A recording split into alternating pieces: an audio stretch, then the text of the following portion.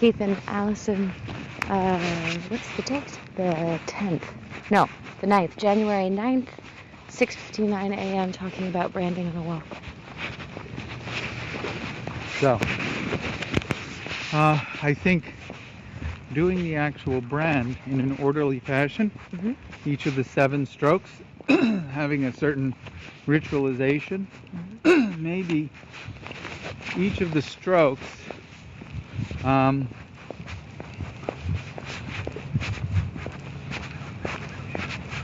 has something that's said with them, and maybe repeated after the stroke is done. So like somebody says the thing while the stroke is being done, and then the person that's getting it done repeats it afterwards? Well, I don't know. Yeah, you guys come up with something and propose it to me. Okay. Well, because you've done it, so what would have been most meaningful, deep, surrendering, focusing for you? I think it probably having it whispered in my ear and then me repeating it out loud. And then having it whispered in my ear and then me repeating it out loud. Well, ask the others. It's not all you. Oh, I thought you were asking me. No, I said all of you guys who've gone through it. Yes. Okay.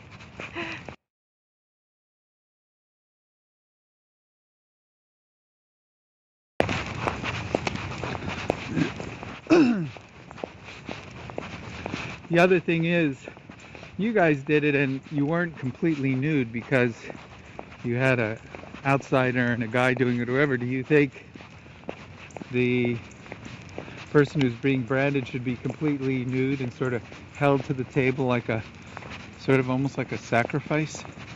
I don't know if that's a feeling of submission, you know? So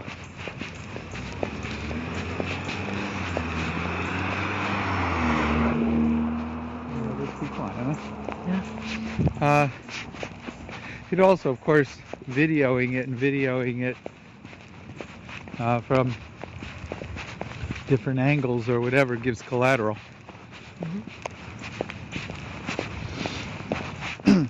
So probably should be a more vulnerable position type of a thing. Back, legs slightly for legs spread straight, like feet being held to the side of the table, hands probably above the head being held, almost like tied down, like a sacrificial whatever.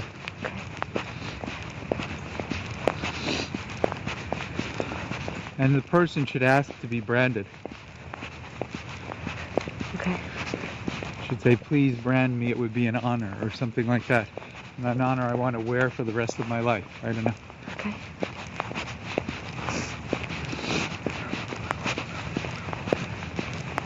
And they should probably say that before they're held down, so it doesn't seem like they're being coerced. Okay.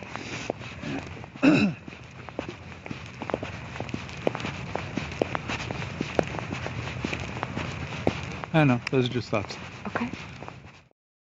She's an actress who found herself trapped in the notorious sex cult known as NXIVM. She was branded with the cult leader's initials, and now she's speaking with our Diane McInerney about how she was branded and brainwashed.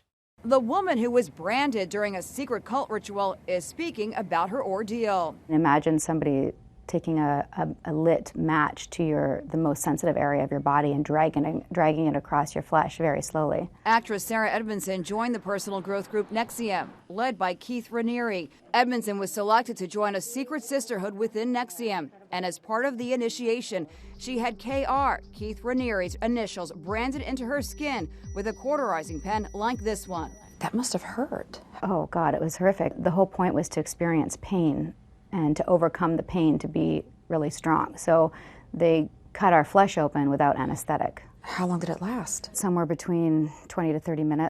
When I first came to ESP, I had on the surface something that seemed to be like the perfect life for a pretty good life. Like superficially, materialistically, I was very successful.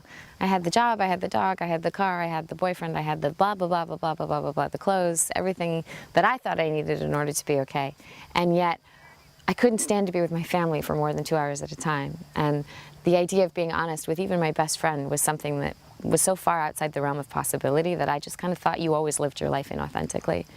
And when I came to ESP and I started to do the work in the Goals Lab, do the work in the classes, I started to transform in a way that I never expected.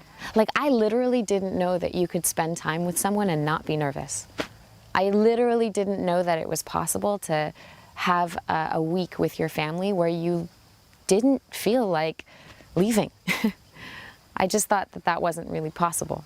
I thought it happened in the movies.